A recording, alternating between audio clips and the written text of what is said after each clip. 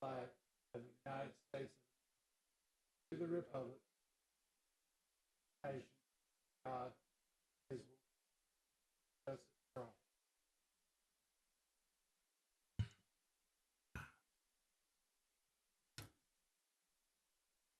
All right. Agenda item A is the email. Mr. Chairman, you need to have a motion to approve the last minutes. That's exactly right. Do I have a motion to approve the? So moved. Second. All right. Now we can move on. Now, you gotta have a vote. All in favor, say aye. Aye. All opposed, no. All right, we got that done. I need to start checking my list on.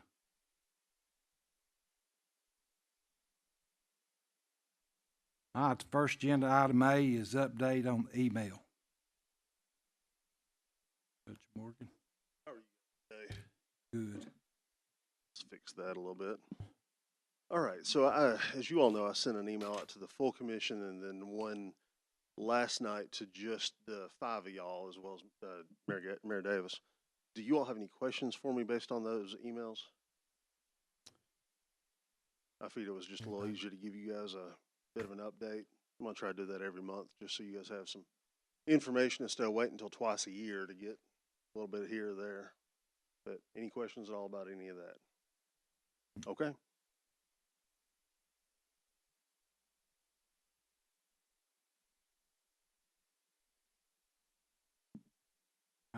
Are we next? Item Yeah, B? yeah. No, that's it. Just want to check with y'all. What is CIP grant? The SCIP grant is a grant that I wrote back about a year ago. It's a federal grant through the state, basically designed to help our kids and with delinquent and unruly charges, specifically trying to curb gun violence. Gun crimes is the primary goal. We were awarded that $450,000 over 3 years.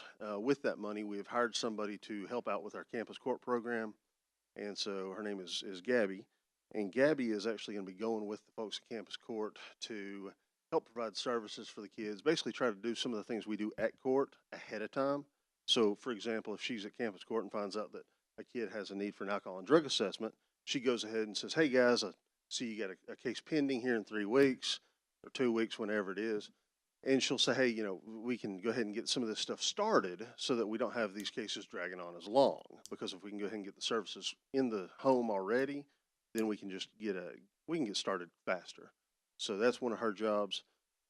With that, we also have, I think it's about $50,000 or so a year to pay for counseling for kids and families.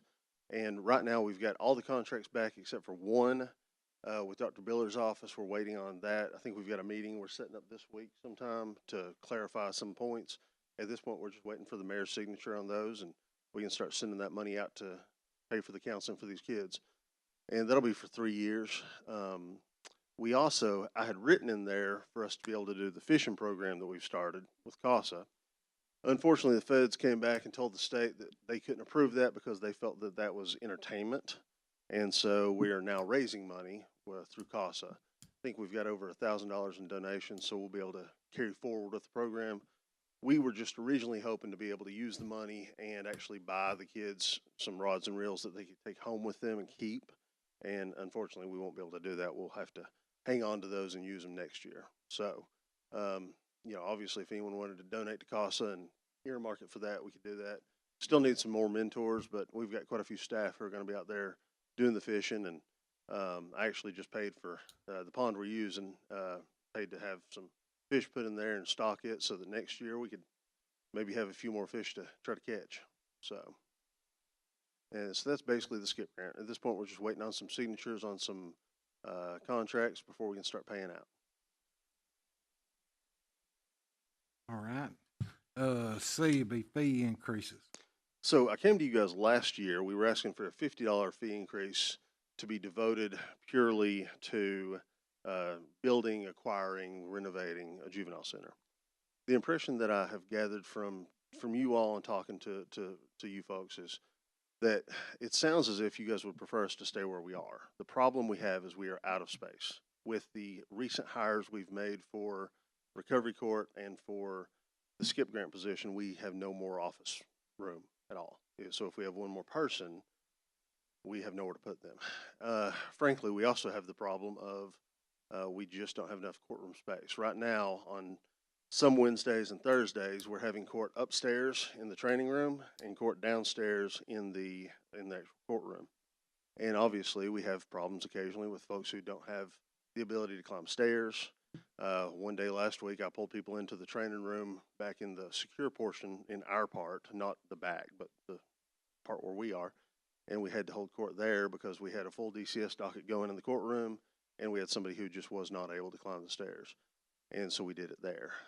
What we are wanting to do is have a $25 fee increase above what we are already charging in the courts. That $25 would be earmarked for adding on to the juvenile center, making renovations, making changes. If you've come over there during one of our normal court days, you'll see the parking is atrocious. You got people parking on the little hills and humps up there, parking over at the SPCA against their fence, parking around the community service building upstairs. Basically, the parking is just, it's very lacking. Then you have the issue of the lobby. The lobby is absolutely jam-packed on most court days. People are sitting on the steps, they're sitting outside, which is fine right now when it's 70 degrees, but when it's 20 or when it's raining or when it's 90, it's a little bit harder. So what we are looking at is, and we put it in our budget request this year, is we're wanting to get some money so that we can hire a design team basically to tell us what we're able to do from a physical ability. What are we actually able to add on to the building? What are we able to do as far as making the lobby bigger, putting in an elevator, adding parking, things of that sort? Because what we're wanting to do, and this kind of gets into some of the other items as well, but it's the time to talk about it. What we're wanting to do is behind the existing courtroom and clerk's offices, make the clerk's office bigger so you could accommodate more of the clerks there. Add 2 more courtrooms behind it as well as chambers, because we basically lose chambers with an addition. Above it, have space for meeting rooms, for office space, for places for attorneys to meet with their clients, because presently in this building and our building, there is nowhere you can have a private conversation. If you were over there with your kid and you need to talk to your lawyer, you're out in the lobby just for everybody to hear. There's no privacy for that. And I mean, that's one of the biggest things that these attorneys have to have is some privacy to talk to their clients about things. We don't have that here or there. So my thought is if we can move all of my court out there to the juvenile center, then you actually have a courtroom upstairs that is empty and can be repurposed for something else. You've got my office upstairs that could be repurposed for something else. At present, I use it on Fridays, 3 Fridays a month. That's all I use it for upstairs. The reason is the majority of everything that I do is juvenile in nature, so I need my staff, who we make referrals to be in the same building. Because frankly, parents, and we found this in the early days, they will not leave here and drive to the juvenile center. It just will not happen. So the $25 increase would only be on civil matters and juvenile matters, not criminal.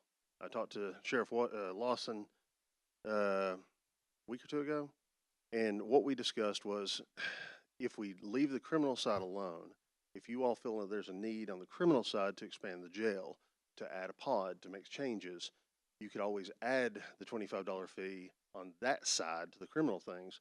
But that's an issue for the sheriff and y'all to take up. We're just asking on the civil side, civil and juvenile side. We had a meeting with the landlords about 2 weeks ago. It was during spring break.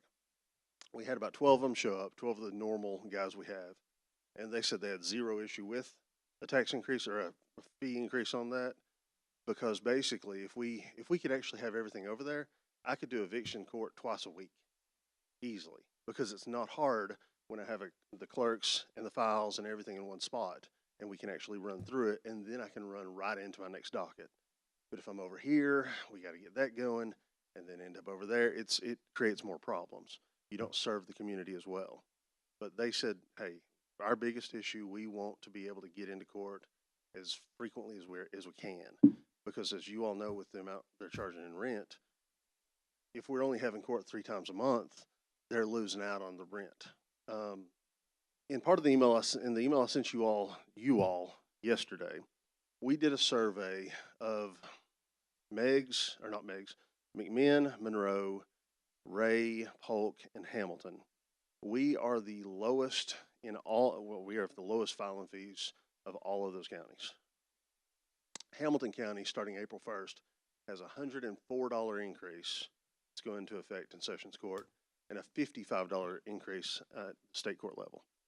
So where a detainer action, an eviction in Bradley County right now costs you $101.25, it's going up to $211 and some change in Hamilton starting next Tuesday. If even with the $25 increase, every single category is still cheaper in Bradley County than in Polk, in McMinn, Monroe, Ray, Hamilton. We're still cheaper. So that is, I don't know if the bar members reached out to you, but you know, several of them have spoken to me, and you know, they have, I won't name names, but one attorney said, when I moved to town back in 1990, these buildings looked exactly like they do today. Nothing has changed. Nothing has gotten better. And so the Bar Association, at least in the conversations I've had with them, are supportive of this. And frankly, we need more space. So we also have an issue, and it's further down the line. I can hold it until we get to it, however you guys want me to. What would The it plumbing be? issue. The plumbing issue? Yeah, I can wait until that. Commissioner Rogers has to leave Okay. at 2 o'clock, Okay. 2:30, so you've got time. So- Sure. I mean, if you guys So want, we'll to just dive into go on plumbing. to D. Did you have a question? Not at this time. Did anybody have any questions for him? Well, Sure. if you don't mind, Go ahead. all of the requests that you were talking, Mm. the re-entrance, elevator, I know you're getting the plumbing and those things. Sure. Did you also include those in your budget for this year? So I think we had a request for $750,000, and what we are doing, I had a message out to Ben Berry first to last week. He must have been yesterday. Really needed to talk to Mr. Kaywood, and Mr. Kaywood has just had shoulder surgery. He asked me to send him over what we're looking at trying to do, what it would cost folks in also determine, are we, frankly, in 5 years, building nothing, still have. My thought is, from a business standpoint, is the first thing we have to figure out is, can we add on? Because if we can't, then that should need to look at other options. Do we need to look at a different location? So part of the financial request we have made is to be able to hire those folks to do those studies. Then, with the money that is left, we need to fix the plumbing issue that Mr. Collins can speak more about. We have an air unit in the front lobby that has gone out. That's about $50,000. Then on top of that, the front lobby bathroom desperately needs an overhaul. And so realistically, what we're asking for in this year's budget with the $750, and the intention is, in the event we need a budget hearing, is to have those numbers broken down for you guys. But basically, it's to fix the lobby, fix the. But all those things would be in consideration of what this is talking about when you're talking about renovations. What we're looking at is a phased plan. Yeah. And so right now, to start with, let's fix the plumbing because it needs to be fixed. Let's fix the air because it needs to be fixed. And then let's find out where we go from there as far as a study. Because candidly, if the experts look at it and say you can't add on to the, I don't want to, can't add to it. I think that would be the wisest. But regardless, the plumbing issue, I feel like needs to be addressed. That's all I have right now, Mr. Sure. Anybody else?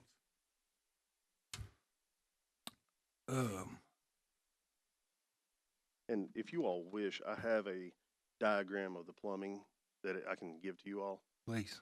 Yeah. So we'll go to D.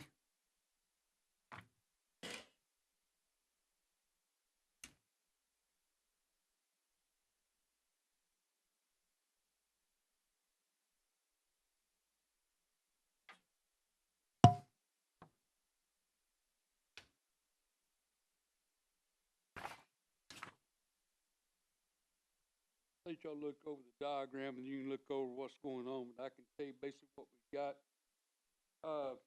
Hold on 1 second, Mr. Collins. Would you tell who you are Oh, I'm Keith Collins from Collins Plumbing, sir. Thank and pull your mic down just a little? you. Okay, Keith All right. Collins from Collins Plumbing, Thank you, sir. Go ahead. Okay, if you look at the diagram, if you look on Wildwood Lake, then Lee Street, okay, Wildwood Lake, that's where the main sewer from the city is connected to. Up the hill from that will be manhole number one. Manhole number one, that's where the pods are. Okay. Then you, in between those, you'll see an electrical box. In between the electrical box, you'll see another 8-inch sewer main that comes across underneath the clerk's office.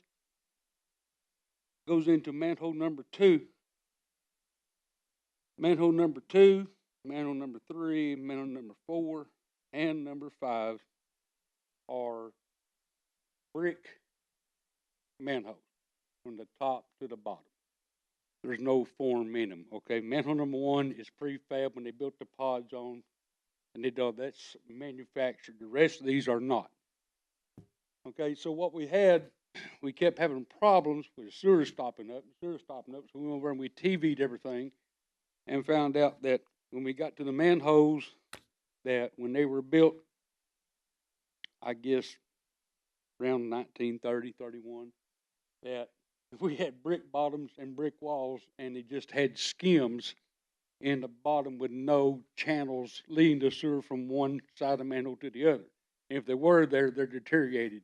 So anything that's flushed, it hits, stops the manhole. When it gets up 4 or 5 inches, then it goes out to the next manhole. So therefore, it causes problems. All right, and the problems we have also in between that manhole number 2 is the worst one on the brick. In between manhole number 4 and 5, we found 4-inch clay pipe. Okay, couldn't be in a worse spot. Okay, between manhole number 4 and number 5 is going to be parking lot and the main entrance to the juvenile center. Okay, so we're going to replace that, you have to cut a sidewalk and about 75 foot or some of parking area to get that one changed out. And what happens, if it stops up, it just keeps stopping up, and then we have this same problem again. All right, so the way I look at it, if we go back and put new bottoms, which that means that's going to be manpower putting bags of concrete down bucket by bucket and rebuilding the channels inside the manholes where the flow will keep flowing instead of stopping. That's going to help us out a whole lot, try and keep this thing from stopping up like it does. Right?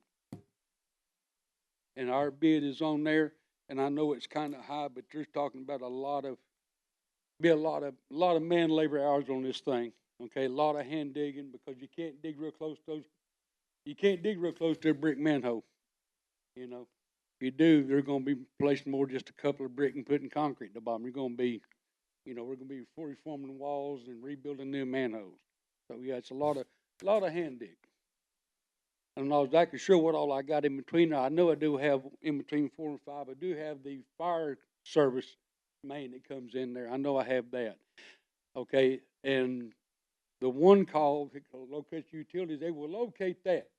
Okay, and they will locate the power from the street up to the main control box in the back.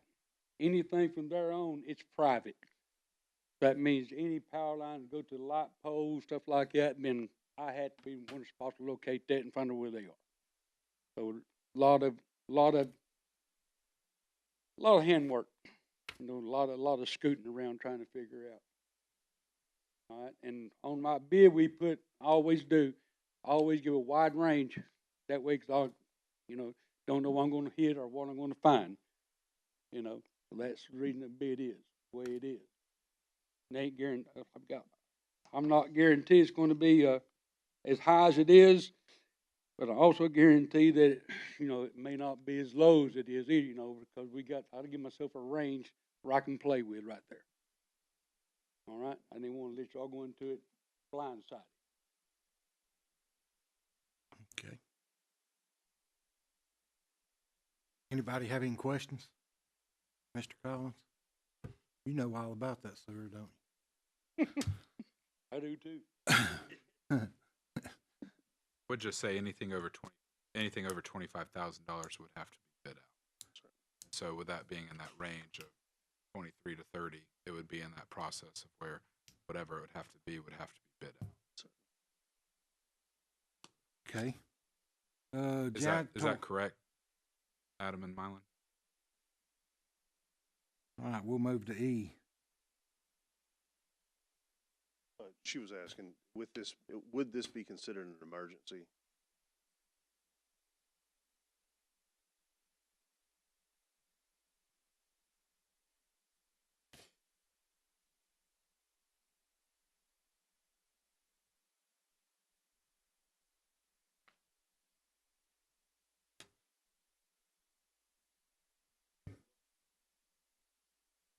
Yes, it's just sitting under there.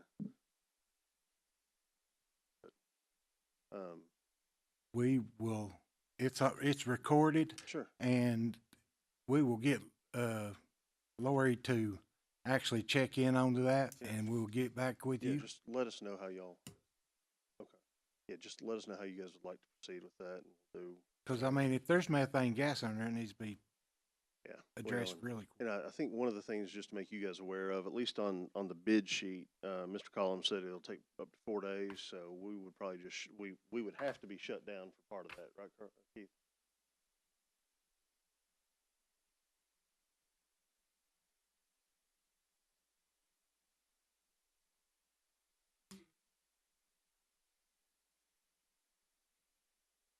So there'll be nobody there while this is going on, Right, we'd shut down court. not even because- employees. Yeah, I mean, we can't tell somebody to go across to Hardee's to go to the bathroom, I mean, so yeah, we'd need to shut it down for a couple days.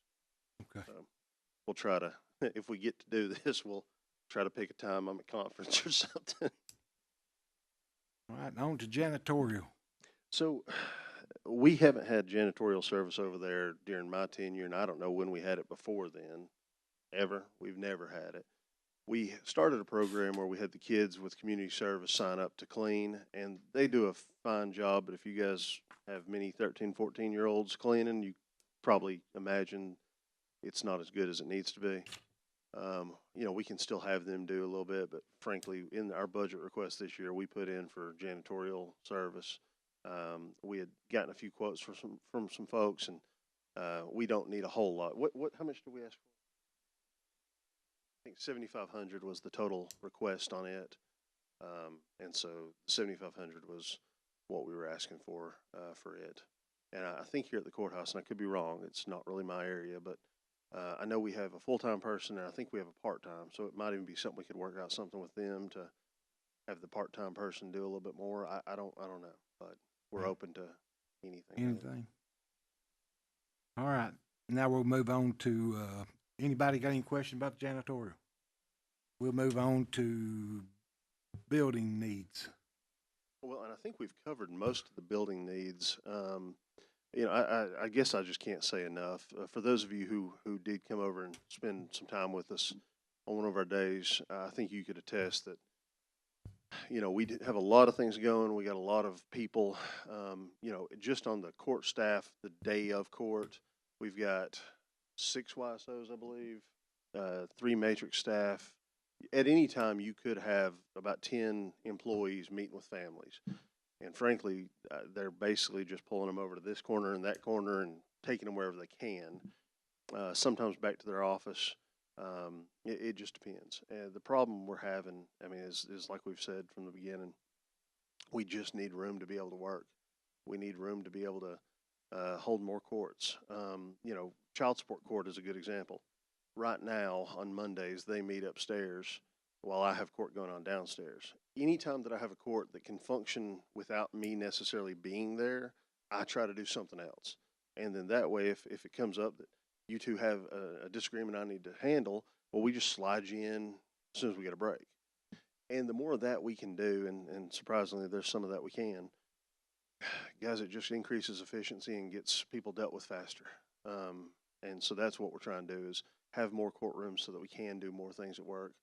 Once we get a magistrate back in office, then that person will be having court, as well as me. And so we really need more space to be able to do that, as well as, attorneys need room to meet with their clients, and we need some office space for some staff. One thing that I don't know where it falls on the agenda, one of the requests we asked for in the budget, was to increase our food budget for detention. Right now, we are getting food from the jail. We actually brought you guys some of the food. I think Miss Town has it. And we have a lot of problems with the kids declining to eat. And candidly, I don't blame them. We have been able to work out an arrangement with the hospital, subject to their approval and y'all's approval, where they would basically be our food provider. They have agreed to do it at cost if we can work things out. And the meal quality would be quite a bit better. The thing I would remind everybody of, state law says that detention is not a punishment. It is not to be used for that. So this isn't like 10, 20 years ago where we would talk about, well, why should they be eating good? Why should they're kids? They're in detention for safety reasons. They're not in jail. So I guess I'll let Miss Town hop in and add in. So, kind of some of the kind of, because to me, better for you. This was today. I think for me,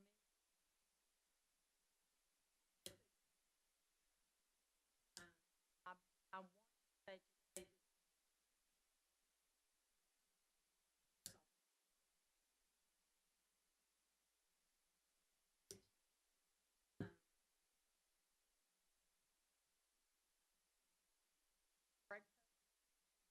I'm not, I mean,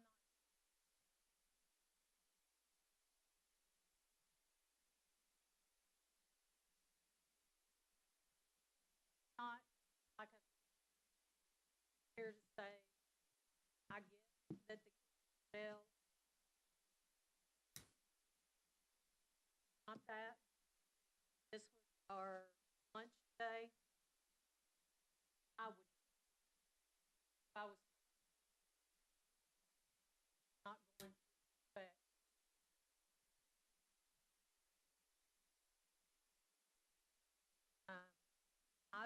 I've always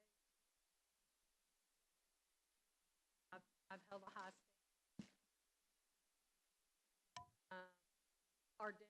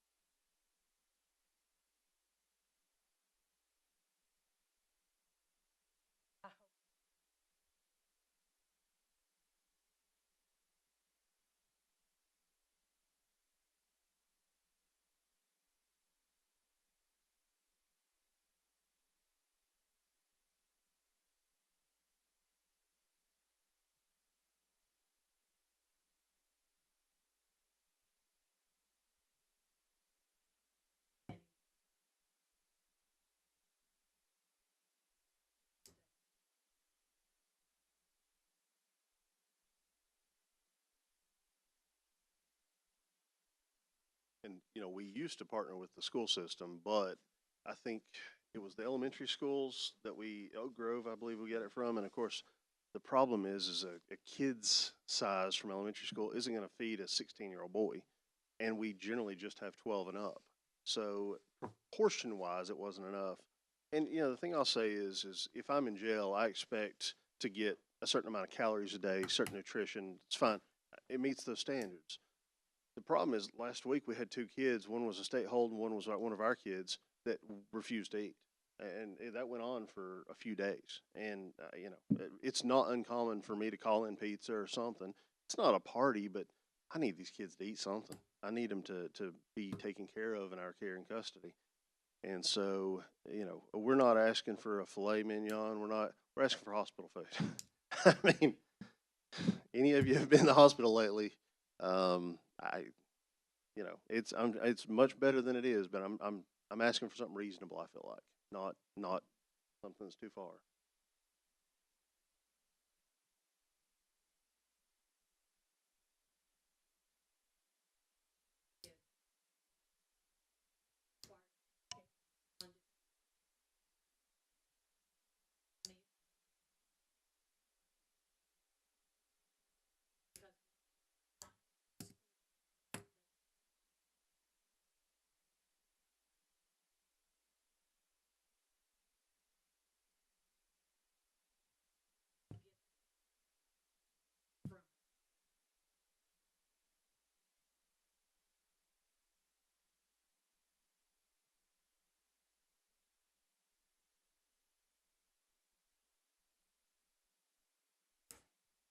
And So you have added that to your budget, we, right? we did. That was in our budget request, and I know Mary Davis always asked us to prioritize that. We put as priority number one because, I mean, we've got to make sure these kids are fed appropriately and that they will eat it as well. You know, we're not trying to hold hands here and try to, you know, baby them, but my goodness, I mean, guys, the first time I was back in detention having a meeting with the staff, and something was said about the food, and someone said, here, try one of these potato chips. Oh my God. I mean, I cannot tell you the taste that was in my mouth. If that thing was 10 years old, I'd have been surprised. It was disgusting. So yes, that is at the top of our budget request. It's just, to me, it's something we need to do. Anybody got any questions? I'll just add to that. Ms. Town, what's fascinating about that commentary is that they are required to test kids. So even though we can't feed them, we require our students to test if they are detained. And that may be something that we could speak to Representative Howell or Representative Raper about and say, hey, is this something that is possible to change? And I know Representative Raper has kind of championed that bill. So no, it's a little bit discouraging to hear that.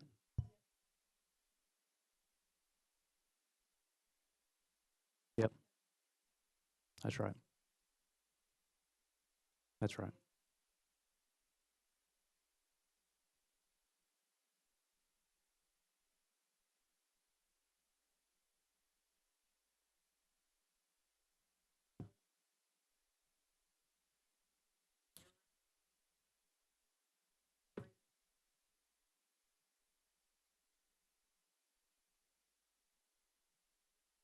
And I'm happy to connect.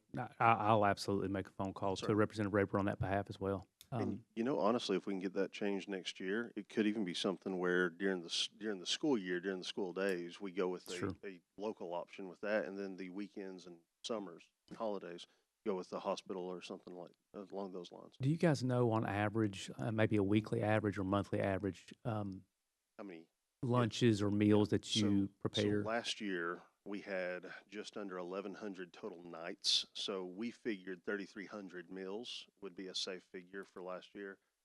In years past, our lowest numbers were 1,600. This year, I think we're going to be in that 1,200, about 100 a month is a 100 a pretty. month. Okay. That's about 100 nights. So 300 meals is a safe figure. Somewhere in that neck of the woods. Now it's conservative, Sure. but that's I feel like about the range we're in right now. Thank you, Mr. Chairman. All right, we'll move on to the next one, which was additions. Did you want to add anything to them? I think the only thing I would add, just as a whole here, the only other thing we haven't discussed is, and this is, if we had, let's say we have 5 phases to the plan for the building, assuming we can add on, the final phase would be something at the very end, up where the parking, the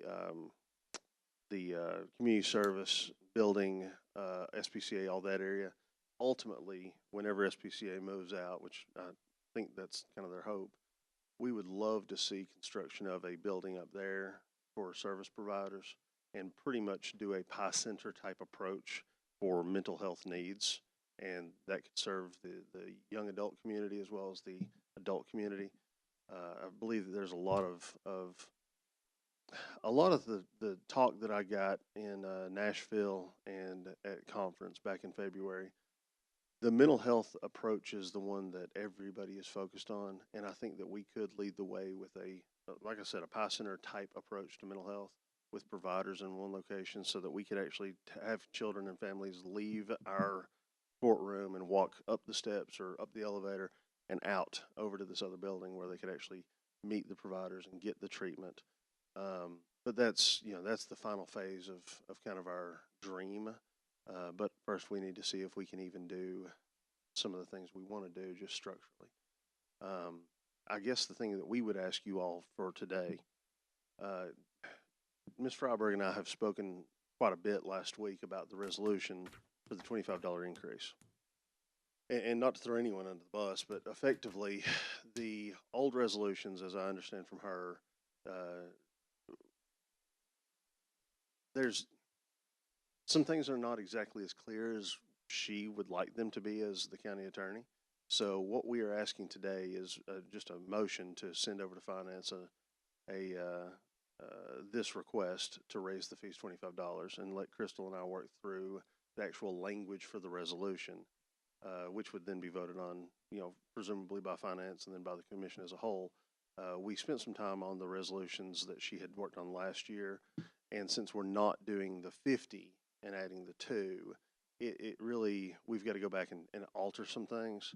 But the principal portion of it would be this: $25 increase on civil and juvenile matters only, nothing criminal. And it would be $25 on top of what we are presently charging. So, for example, a detainer warrant would be $126.25 versus $101.25, just a straight $25, and then basically let her sort out the details as far as the resolution that she could then have for the finance committee or the full county commission to vote on. That's what we would ask, and have that money earmarked toward building onto exploring building onto the building and then actually renovating the building, or in the alternative, if we can't add on, finding a new location and buying and renovating. Anybody got any questions?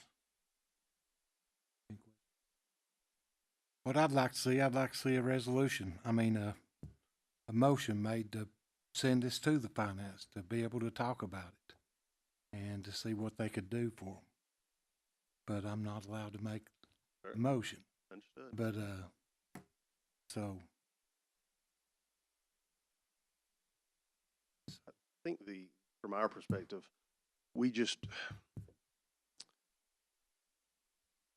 I think from our perspective, we are just asking the commission for some guidance, a plan of some sort. I mean, looking at the top end of Mr. Collins' estimate and looking at the rough estimates we have for the HVAC unit, you're looking at $80,000 in needed repairs in the building right now, just with 2 things. Immediate. This $25 would cover that and pay for it without costing the taxpayer, the run-of-the-mill taxpayers, off property taxes, without costing them anything. It would just go to the folks actually filing cases and coming before the court. We're presently about $35 cheaper than everybody else around us, including Polk County, that has evictions once a month instead of 4 times a month. So I would point that out there, but I guess the thing I would ask you all in the alternative, if you all don't make that motion, I would love to hear from you guys and from the commission as a whole as to what plan you all have for us, because at some point I sort of feel like we become the children of Israel out walking in the desert without a plan. So I just would ask you guys that if not, this increase in fees, which to me signals an intention. I would just ask for some guidance there, because at some point the court can't continue with some of the mission that we have, and I just hate to see us stagnate. So.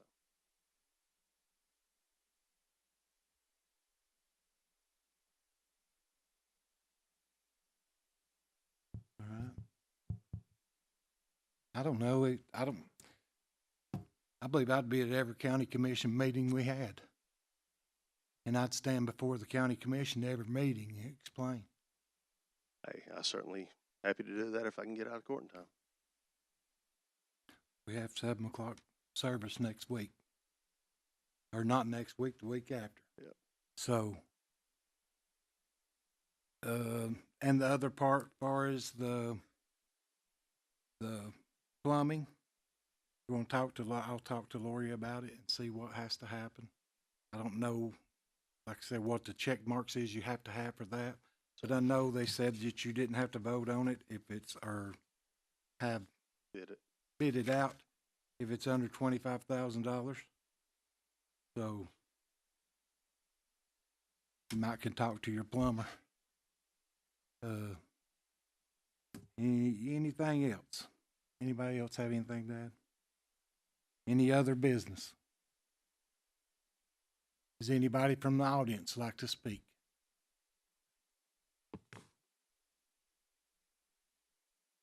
Yes, ma'am.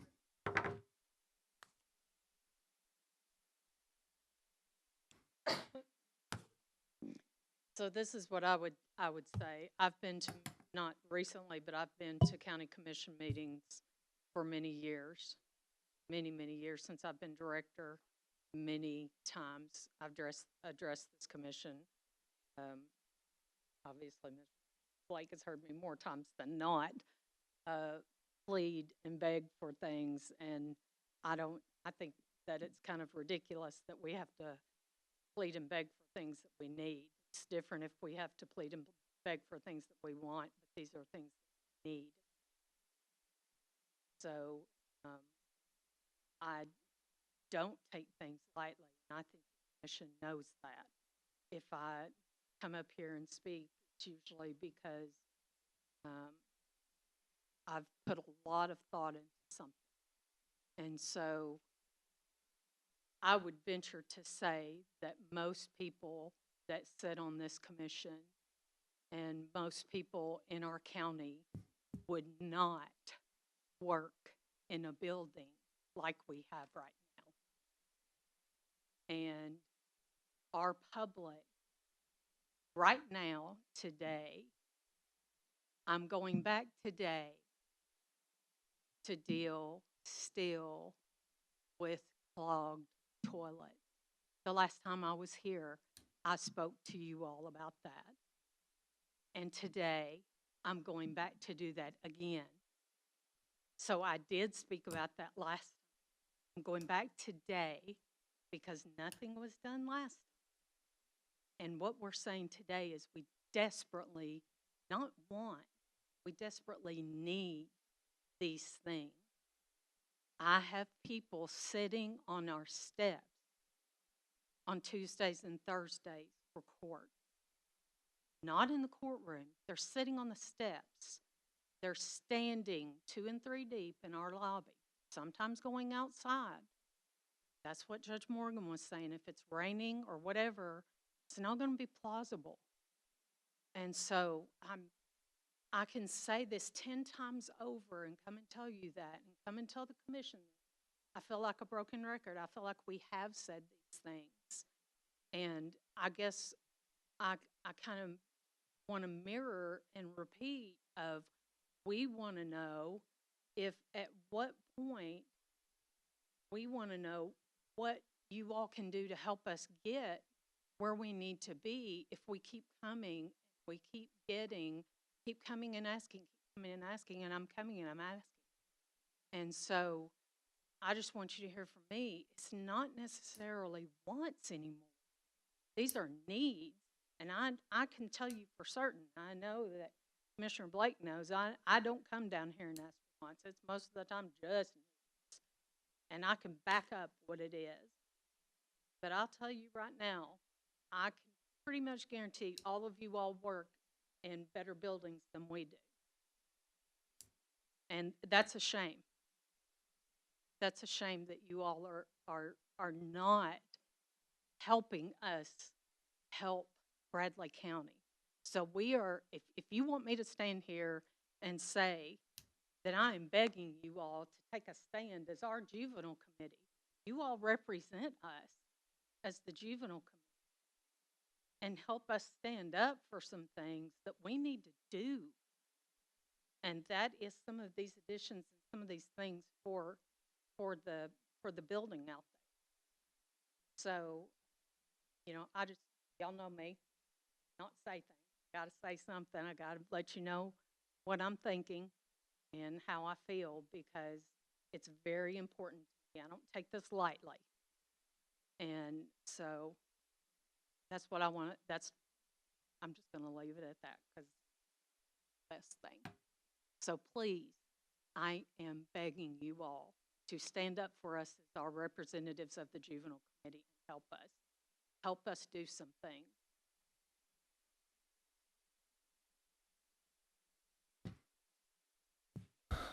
Anybody else?